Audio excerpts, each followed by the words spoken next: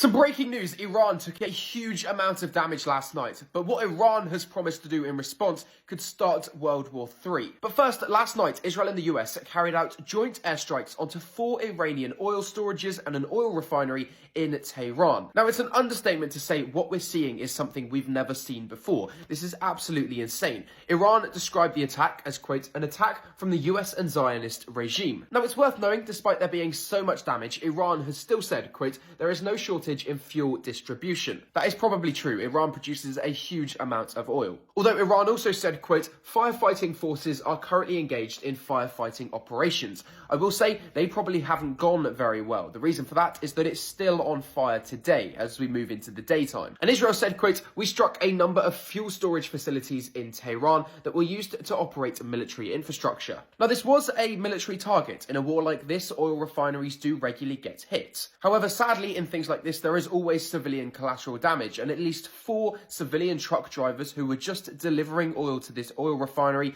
were killed in these strikes. Although I will say, from the size of the explosion and the size of the damage, only 4 people being killed is way less than you would expect. The videos coming out show something that truly we've never seen before, unless you go back to something that happened in Yemen 2 or 3 years ago. And even then, I don't think that compares to what we're looking at today. Iran has promised a big retaliation for this, and this is the first confirmed strikes onto Iran's oil facilities. And so it seems the continuation of the attacks is only going to happen. The war is likely going to get a lot worse, so leave me a follow because I'm going to cover every update you need to know about this Iran conflict.